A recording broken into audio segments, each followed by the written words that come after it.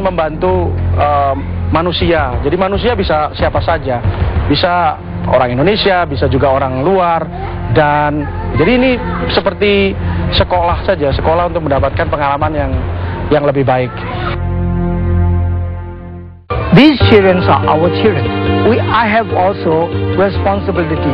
If I get my own salary or my account, I will establish, open one school.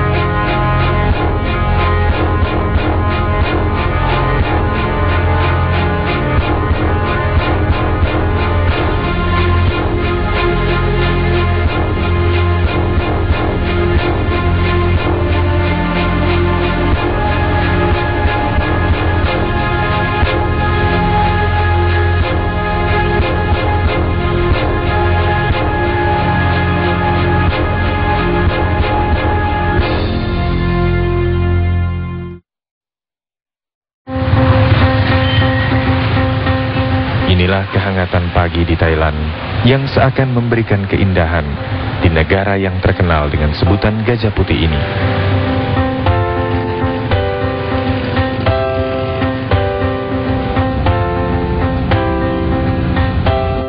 Kali ini saya akan menelusuri salah satu daerah di negara ini untuk menyambangi seorang Indonesia yang bersedia memberikan waktu dan tenaga guna membantu warga di negara ini.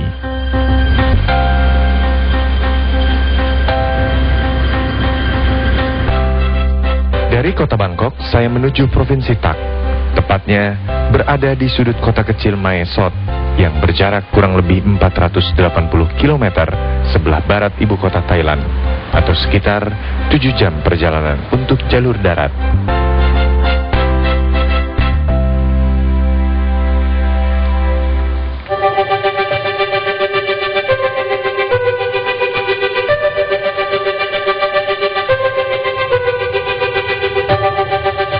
Setibanya di kota ini, saya langsung dapat bertemu dengan salah satu orang Indonesia yang bekerja sebagai sukarelawan di Mae Sot, daerah perbatasan Thailand dengan Myanmar. Yes. Ya, ya. Very dangerous. Ya. Halo, Mas Ahmad. Apa kabar? Baik, baik. Selamat datang di Mae Sot. Ini kenalkan teman saya Michael. Ahmad. Ahmad. Michael ini juga silakan duduk. Volunteer juga. Dia bantuin panti asuhan kita. Ya, jadi kami sama-sama bantuin panti asuhan. Bersama seorang temannya yang berasal dari Amerika, Mike Barker, Freddy mengajak saya menuju salah satu panti asuhan yang menampung anak-anak pengungsian dari Myanmar. Okay, so we go to the orphanage now, and yeah, we see how it is. Okay, mari.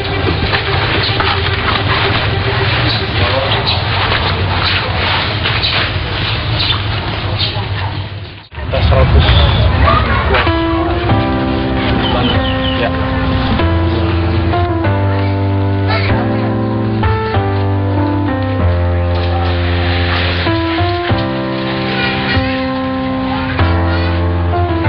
Inilah panti asuhan Agape. Panti asuhan yang menampung anak-anak korban dari kemelut perang di Myanmar.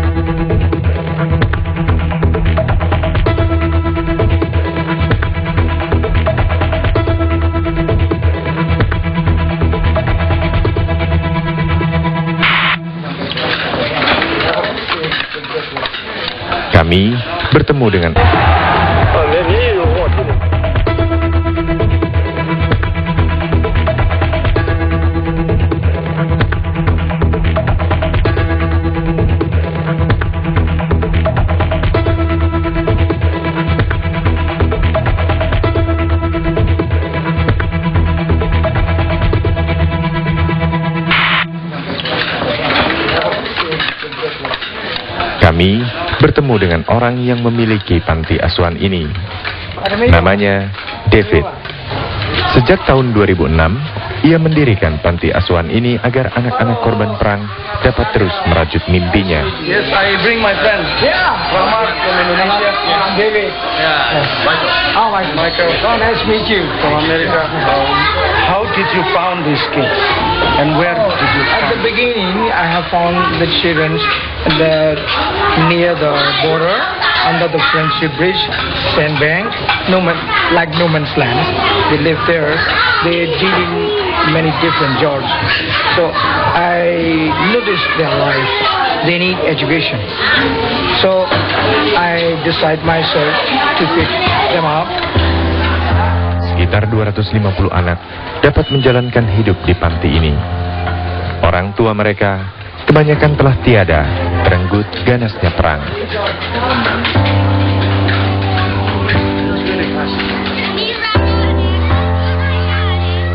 Meskipun panti ini berada di wilayah Thailand, namun kebanyakan anak-anak yang berada di tempat ini adalah anak-anak berkebangsaan Myanmar.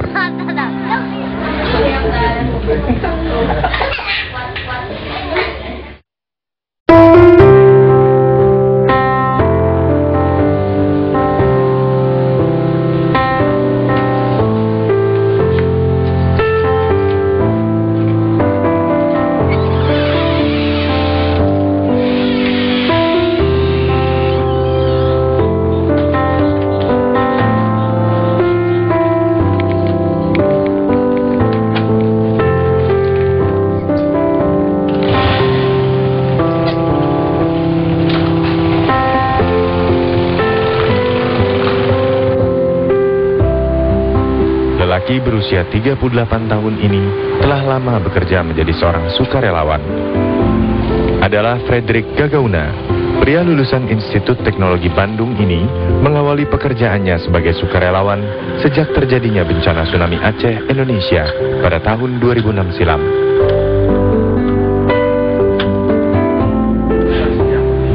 Ia merupakan salah satu angkatan pertama yang dikirim oleh pemerintah Indonesia sebagai sukarelawan internasional.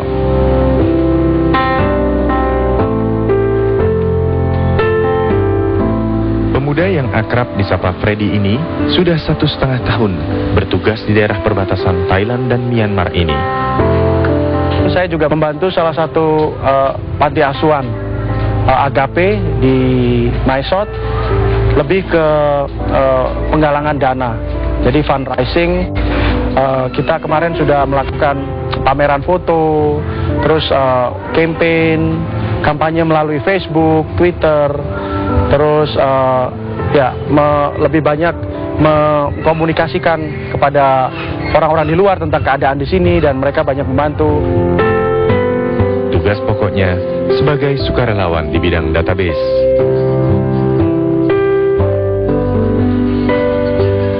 Salah satunya mengumpulkan data keberadaan pengungsi-pengungsi Myanmar yang datang ke perbatasan Thailand. Jadi panggilan volunteer, menjadi volunteer adalah pilihan. Sebagai volunteer kita punya banyak kebebasan ya untuk lebih bekerja membantu banyak orang. Gitu. Sementara kalau kita bekerja pada perusahaan, kita terkungkung di satu perusahaan saja. Tapi sebagai volunteer kita bisa bekerja di banyak hal. Kan membantu manusia. Jadi manusia bisa siapa saja. Bisa orang Indonesia, bisa juga orang luar. Dan jadi ini seperti sekolah saja, sekolah untuk mendapatkan pengalaman yang lebih baik.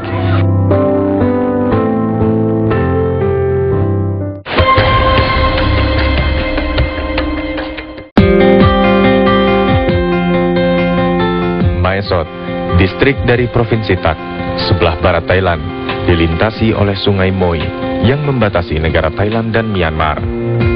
Kedua negara ini dihubungkan dengan jembatan Friendship Bridge atau jembatan persahabatan Thailand dan Myanmar. Jembatan ini selesai dibangun pada tahun 1997. Jembatan ini juga termasuk proyek Asian Highway yang menjadi jalur lintas utama benua Asia yang menghubungkan setiap negara Asia dari Turki hingga negara Jepang.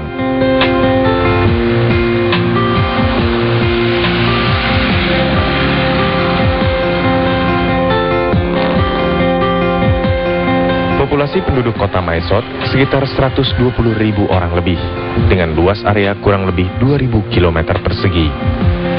Tidak menjadi satu hal yang luar biasa. Namun di kota Mae Sot ini adalah kota yang memiliki populasi terbesar pengungsi dari Myanmar. Belum diketahui pasti berapa jumlah pengungsi yang datang ke Mae Sot.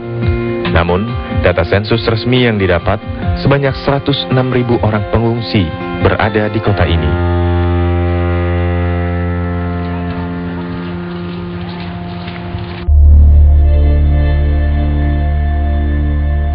Awal pengungsian ini ketika pada tahun 1984 terjadi kemelut konflik di negara Myanmar.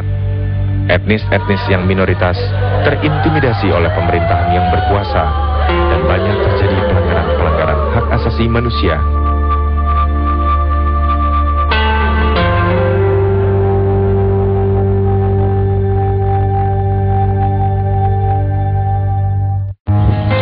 Kini, pengungsi dari Myanmar tersebut tetap bertahan di kamp-kamp pengungsian yang disediakan oleh negara Thailand. Namun ada beberapa kelompok pengungsi yang terpaksa untuk tinggal di pinggiran sungai. Mereka tidak mampu membayar izin untuk masuk kamp yang berada di wilayah negara Thailand.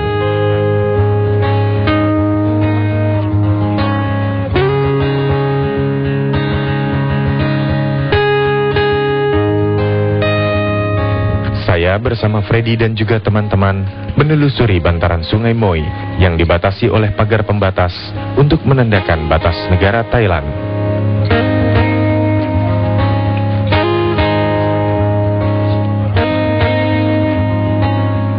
Kehidupan mereka di pinggiran sungai ini amatlah sangat sederhana.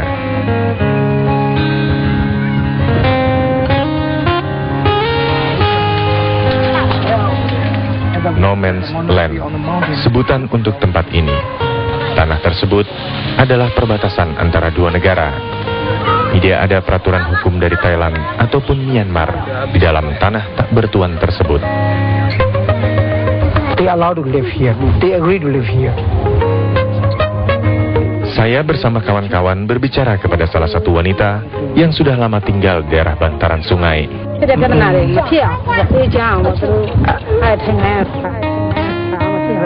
Ma San Sue, wanita 43 tahun ini adalah salah satu pengungsi yang tinggal di bantaran sungai Moi. Sudah 2 tahun ia meninggalkan Myanmar dan menempati bantaran sungai untuk merubah nasibnya. Generator. Oh, there's a generator. Ibu 3 orang anak ini bekerja sebagai pedagang di pinggiran batas Thailand dan Sungai Moi. One family is 2 family, some 1 family.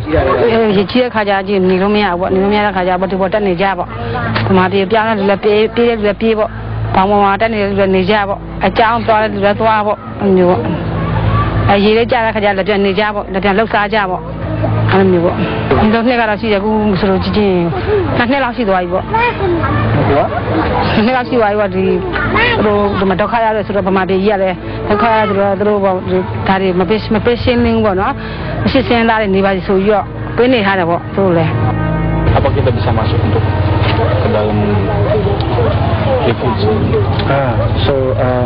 Do you think it's okay for us to go inside here, David? No, I don't think so. Oh, why? Because the authorities, the army also do not allow. Because many people ask me, oh, I want to go there. No, the foreigners, they don't allow to go there. The army, the guard army here, so they don't allow. Never. Tanah tak bertuan seluas 8 hektar ini ditempati oleh pengungsi-pengungsi dari suku Arakan yang beragama Islam. Setiap gubuk yang ada kadang ditinggali oleh 4 hingga 6 keluarga.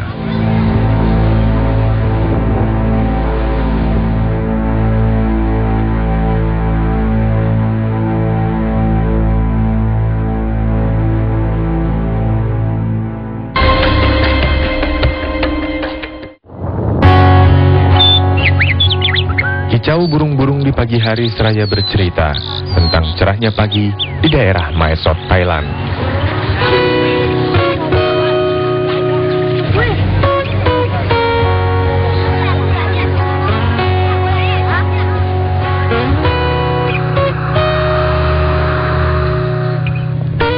Inilah aktivitas David setiap paginya. Pria berumur 55 tahun ini biasa menjemput anak-anak korban perang asal negaranya yang dahulu bernama Burma ini.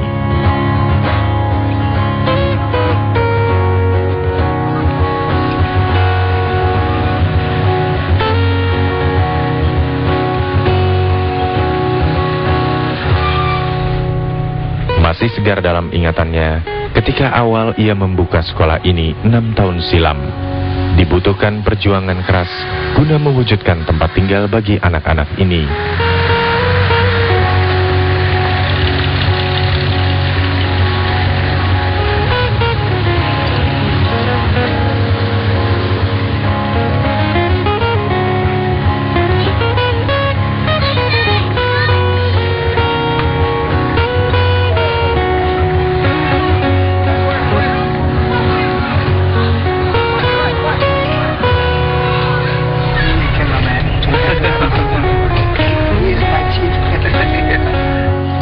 Semula terdapat 25 anak yang menetap dan belajar di sekolah ini.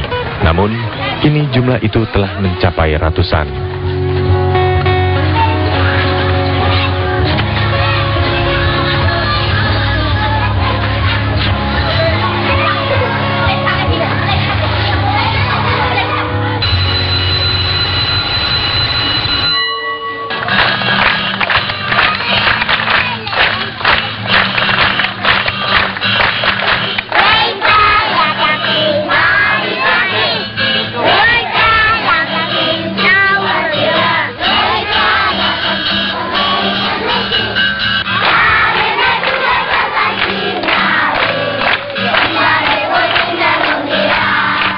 I started my school in 2006, 2nd January. My volunteer life, we have 2 sessions. One session is HIV protection and the other session for anti-trafficking. So I work with HIV protection. Sometimes the anti-trafficking program people request me to help them play music and singing song, make children happy.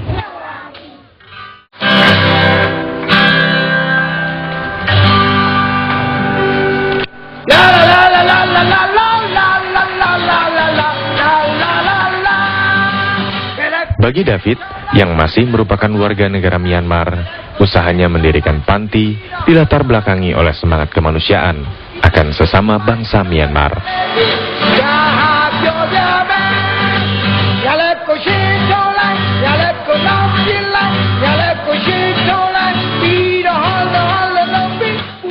Because they have campaign program here and there to organize children and share the knowledge for the anti-trafficking.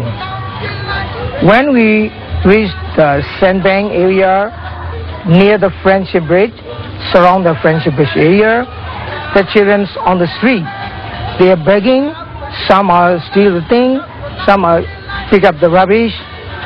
So the World Vision Foundation group, they collect the children and make them happy, and they share the knowledge. So I participate there. At once I noticed these children are our children. I have also responsibility.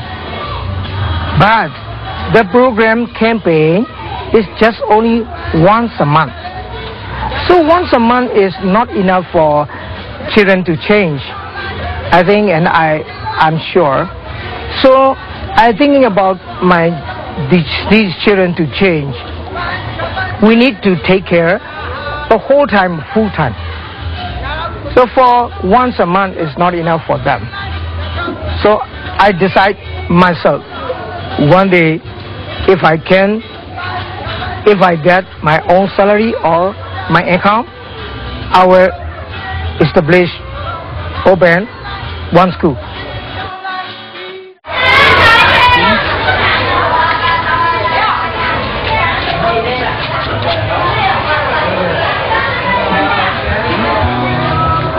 Tanpa mengenal lelah, ia memberikan semangat kepada anak-anak asuhannya untuk terus merajut mimpi.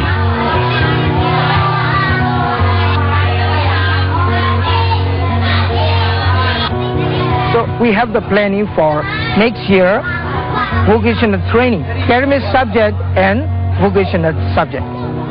Because if the children go out from our school, they have to do. So if they have some skills in vocational training, they can get the job easy. They can get the money from their job like the other people. If they don't have education or vocational skill, they cannot get money like the other people, less than the other people. Let's say the other people get 100 baht, they can get 50 baht.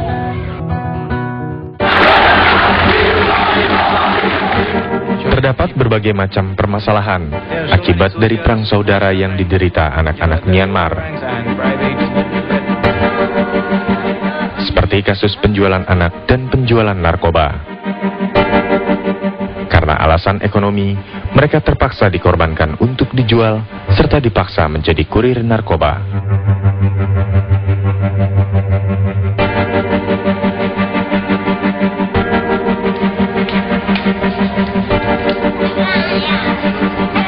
Salah satu contoh anak yang mengalami nasib naas tersebut adalah Tuzarmin.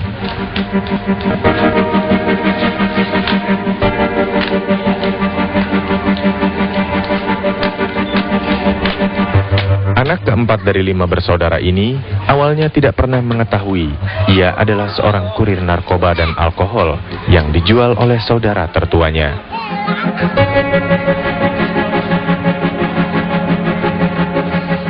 Dahulu, Tuzarmin hidup dan tinggal di bantaran sungai sebagai pengemis dan juga pengumpul plastik bekas. Beruntung, kini ia dapat terbebas dari jeratan kesulitan yang ia alami berkat adanya panti asuhan ini.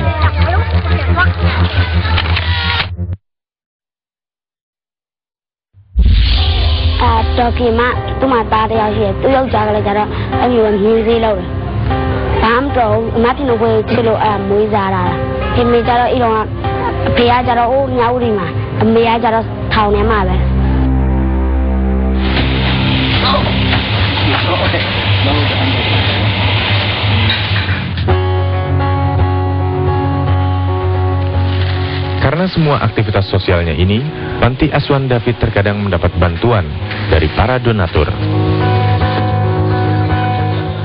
Seperti kali ini, David mendapatkan pakaian bekas untuk digunakan anak-anak di panti asuhannya.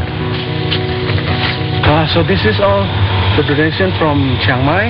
So we working together with some schools, and the children give us their shoes, their clothes, uniforms, and everything. From the children? Yes, from the children. So we doing campaign. We show the video to schools in Chiang Mai.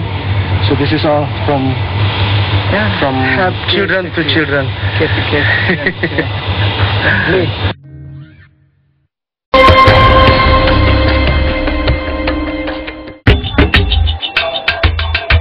Pagi ini mentari bersinar cerah, seakan menandakan harapan baru bagi setiap insan di muka bumi ini.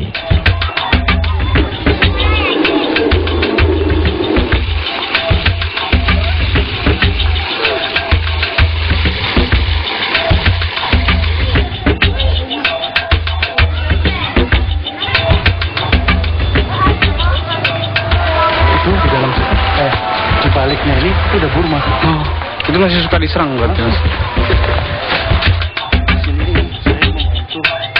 Para pengungsi yang ada di tempat ini kebanyakan bertahan hidup dengan menjadi buruh pertanian. Mereka bekerja sebagai petani bayaran di perkebunan milik orang Thailand.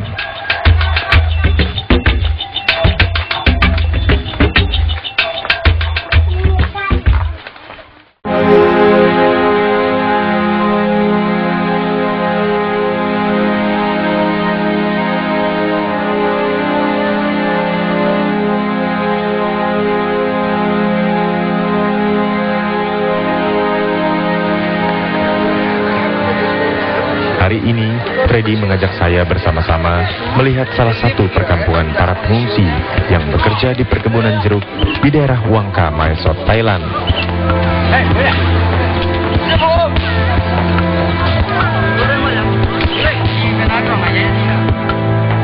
Kehidupan di tempat ini sangatlah minim. Namun, keadaannya masih lebih baik dibanding dengan keadaan di bantaran sungai yang berada di perbatasan.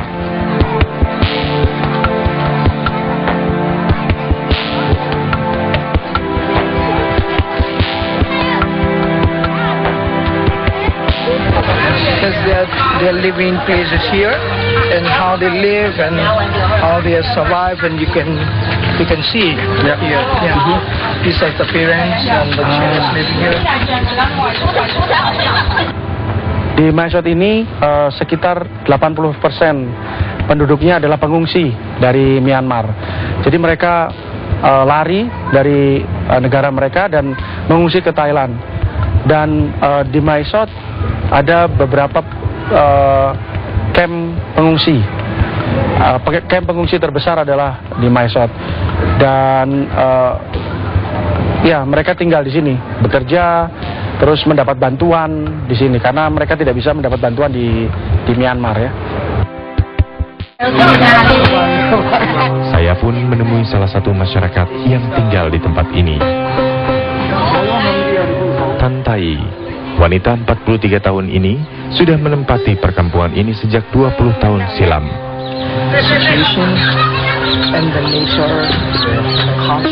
Ia mengungsi ke daerah Thailand demi mencari kehidupan yang lebih baik lagi.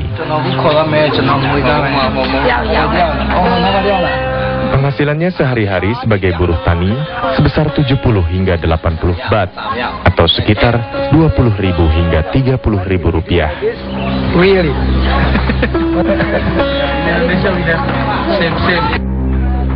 Kini, dalam menjalani roda kehidupan, Tantai memiliki sebuah harapan di negeri Gajah Putih ini. Kelak, ia berharap anak-anaknya bisa tumbuh dan mendapat kehidupan yang lebih baik dari saat ini.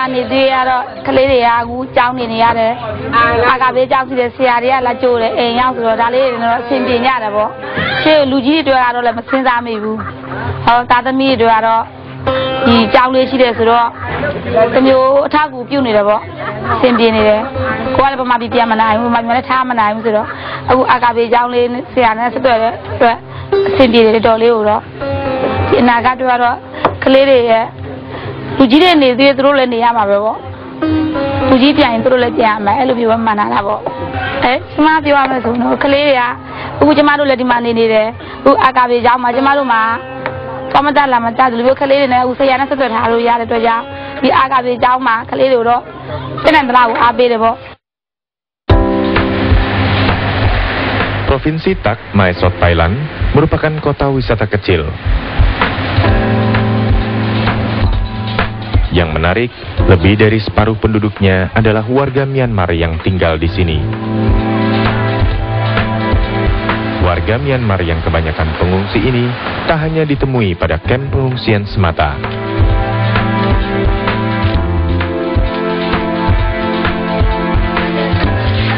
Pasar-pasar tradisional pun lebih banyak dijumpai para pedagang dan pembeli yang berasal dari Myanmar.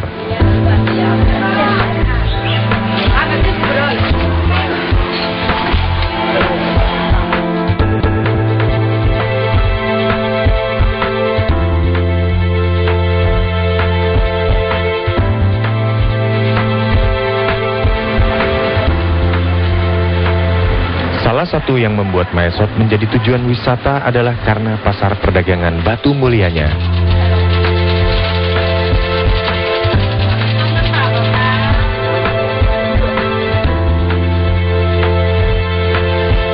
Kebanyakan batu-batu mulia tersebut berasal dari negara Myanmar.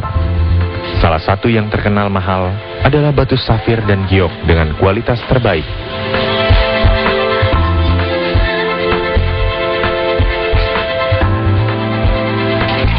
Harga kisaran batu mulia sebesar kuku jari kelingking ini bisa mencapai 70.000 baht atau setara dengan 20 juta rupiah, tergantung usia batu tersebut.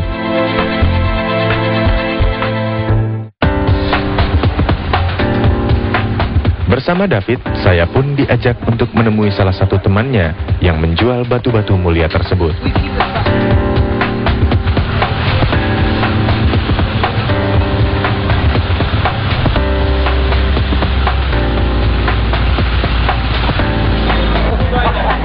Wanita ini biasa disapa Mate. Ia telah 15 tahun berjualan di pasar batu Mae Sot ini.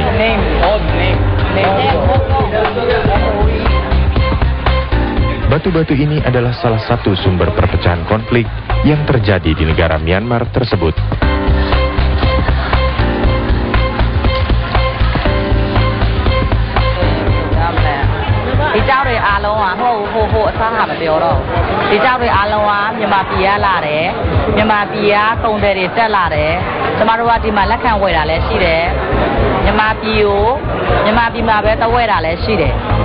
Di mana orang Myanmar bidari, yang orang lokal apa, puasa hari ada Myanmar bidari miare. Jadi orang tu eno, naik jauh lagi miai lah. Aku cara naik jauh lagi, tapi mesti dah. Myanmar bidari, lampu baby sudah Myanmar bidari mungkin jare, miai. Alo, ai sudah cuma orang di Urea mah, Urea ada mah, yang orang sudah, yang orang yang orang Macau no. Dan mereka tu ada tu dah yang orang.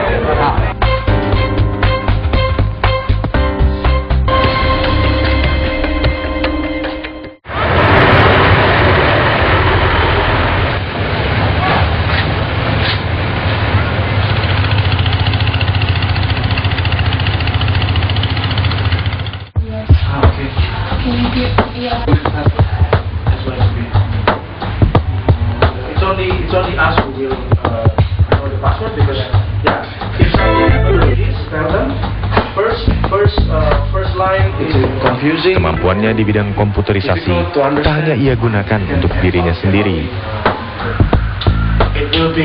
Banyak para pemuda yang sengaja datang dari Myanmar dan belajar kepadanya.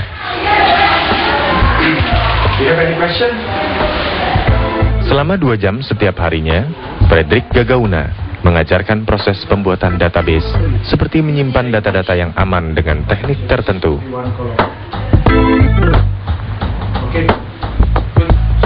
Semua dilakukan Freddy tanpa mengharapkan imbalan sepeser pun. Saya sekarang juga mengajar di SYCB, Student and Youth Congress of Burma. Ini seperti pergerakan bawah tanah ya, dari pergerakan pelajar dan mahasiswa. Karena mereka tidak bisa melakukannya di negara mereka. Di sini saya mengajar monitoring and evaluation, terutama menggunakan database. Seperti salah satu pemuda bernama Yansek Rahman. Pemuda berusia 27 tahun, keluarga negaraan Myanmar keturunan India ini adalah salah satu murid sekaligus teman bagi Frederick Gagauna. How is the trend of this activism inside? Yansek senang bisa mengenal Frederick sebagai guru sekaligus teman yang dapat membantunya. So that's how we validate our data and keep the data inside our database genuine. So yeah, Frederick is kind of really interesting guy, I would say. Like kind of open-minded and friendship, and then really like socialize. I mean, good social, like a social, I would say, with our friends. And then sometimes, yeah, when I went to Chiang Mai, when we was in Chiang Mai, I'm also sleep at his house, like, you know, like a free. then we spend eating together. And but now he has a lot of knowledge regarding to the like anti. Because I'm thinking that he has a background of working like anti before. Then but right now like he is teaching us at a better pace. So that is very important that like for filing and all other activity, and so that we can back up when we need it. So I'm really appreciative for that. And then he also, what I heard is that also working with the AA-S1C or Oregon Student and Youth Congress. So this one is one of the S1C member organization. So but I'm really close friend with him, and I'm glad to know that he is one of. Setiap pemuda Myanmar yang belajar di sini biasanya membutuhkan waktu 2 hingga 3 bulan untuk mengetahui dasar-dasar bidang informasi teknologi. Selanjutnya, mereka harus kembali ke negara asal mereka, Myanmar.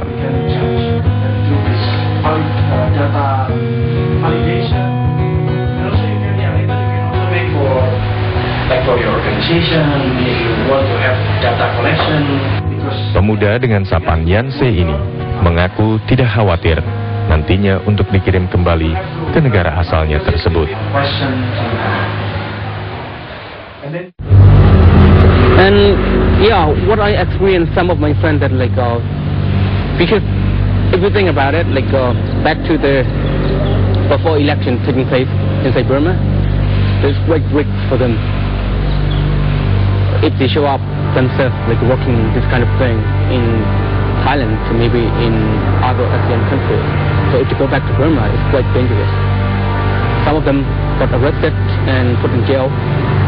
Even some of them are really active and participating in some kind of movement inside Burma, also got arrested. So that is a big deal. But now I'm thinking that like there's been change taking place inside the country after 2020 election, so that a lot of our friends and also people are going back to country, and they believe that we are living in exile so many years already, so that our knowledge and our ability is better to work directly and closely with our people inside the country, so that they decided to go back to the country and Frederick Gagauna adalah sosok manusia Indonesia yang membanggakan. Ia senantiasa membantu sesamanya dengan apa yang dimilikinya.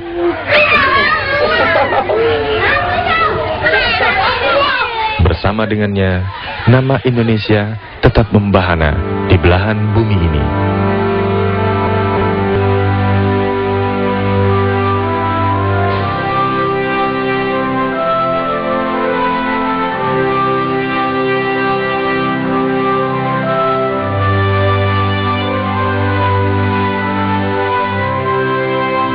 Panggilan jiwa ya. Menjadi volunteer adalah pilihan, bukan karena saya mau melarikan diri dari sesuatu. Kalau bagi saya memang saya juga pasti ingin bekerja di Indonesia ya, karena kita tahu masih banyak wilayah di Indonesia yang perlu dibantu. Toh saya tidak akan selamanya menjadi volunteer di luar negeri. Saya pasti akan kembali dan bekerja di Indonesia.